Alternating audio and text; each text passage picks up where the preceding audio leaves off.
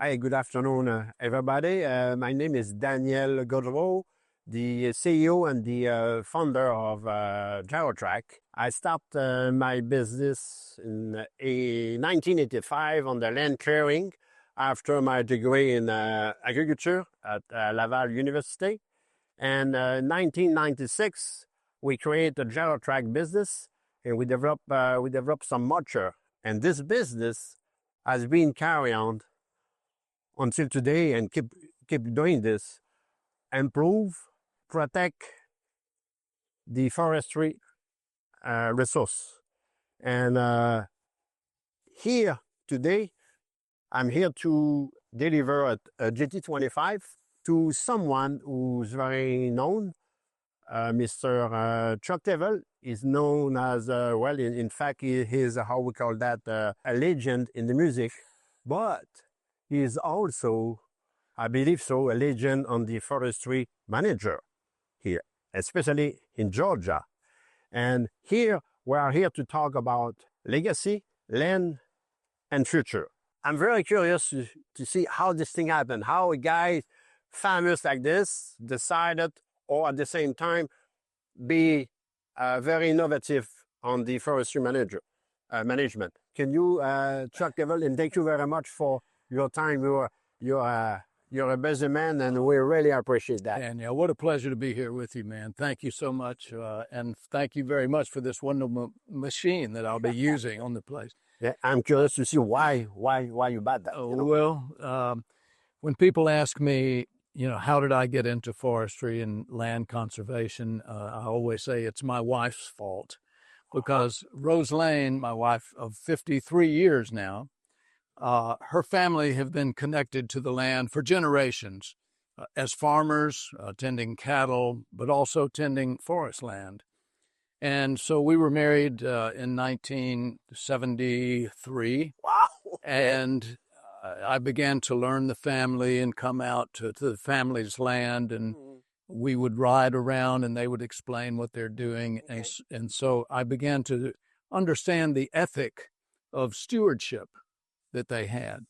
And as time went on, I learned more and more. And eventually, Rose Lane inherited some land from her grandmother, Okay. 1981. And it became our responsibility to carry on what we saw as a heritage of stewardship of the land. Now, I thought, well, row cropping, that's a lot of day-to-day for a musician. If I want to follow my musical career, playing piano, and cattle farming, same thing, a lot of day-to-day, didn't seem to connect with me. But forestry, one thing that I thought about was, hey, where does that thing that has given me, the instrument that has given me so much joy, so much a nice career, come from? And of course, from the resource of wood. Most musical instruments have some element of wood in them. Yeah, the basic. And so I thought to myself, that's something I could do for the land. Not that I would be growing trees for the same purpose as making musical instruments, but it would be a way of giving back to something that's given me so much. So that's how it started. And then I began to study. I eventually enrolled in a correspondence course about forest management. And when I was touring with a Texas band called the Fabulous Thunderbirds, they had a couple of hits back in the 80s. And I would do my homework in the bus, or I could do it in the hotel. And it took about 6 months for me to get through this course.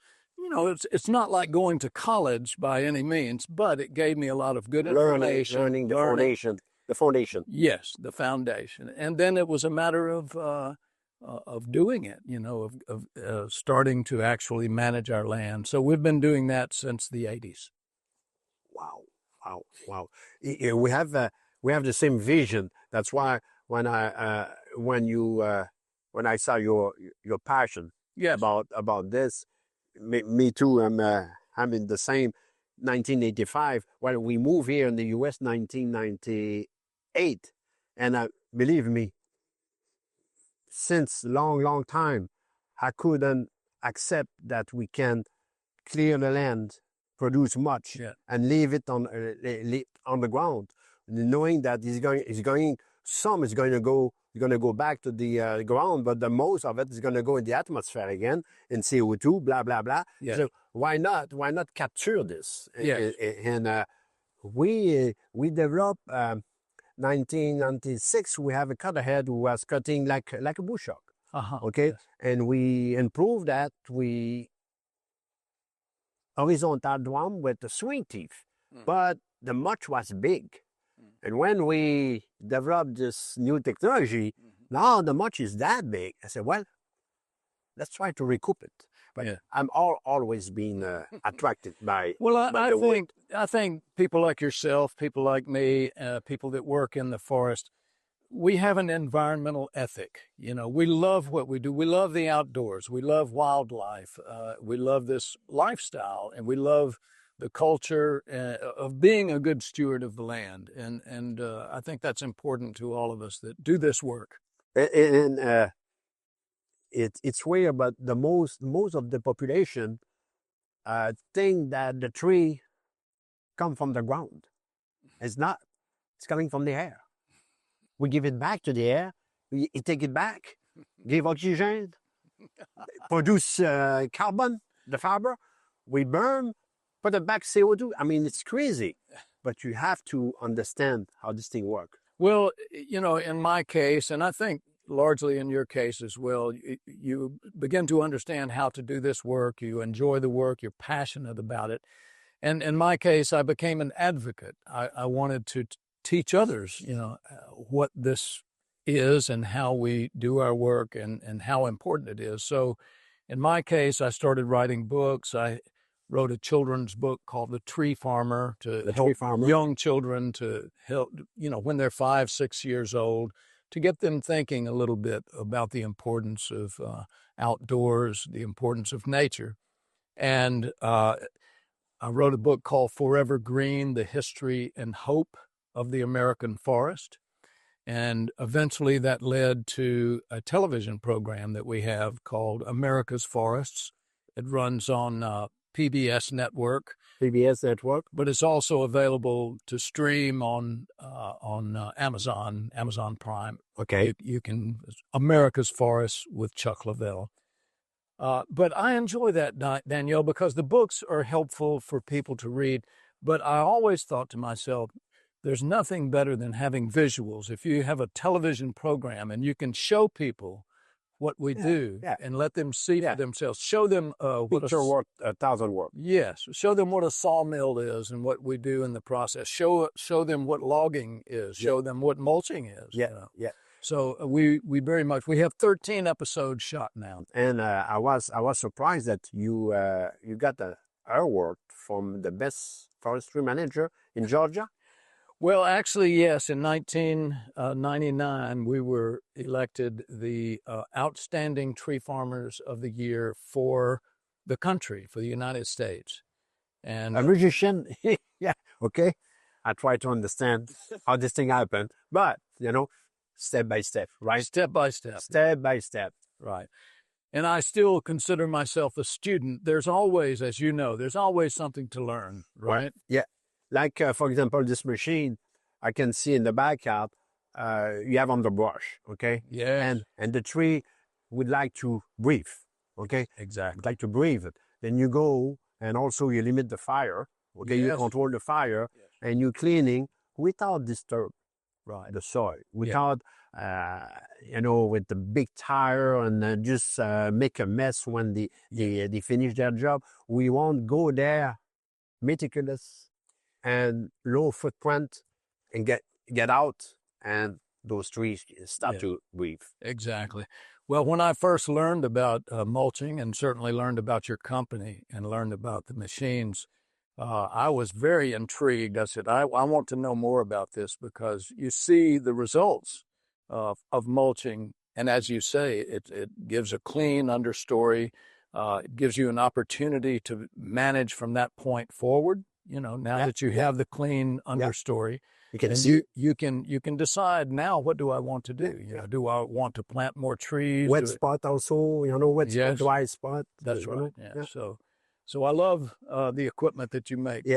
I came here almost 2 years ago, and I met Gab. I don't know, Gab, if you would like to come here. Gabe Fuller, who's been with us for about 4 years now. Okay. At Charlene as our manager, our land manager. Gabe can run any kind of machine, excavators.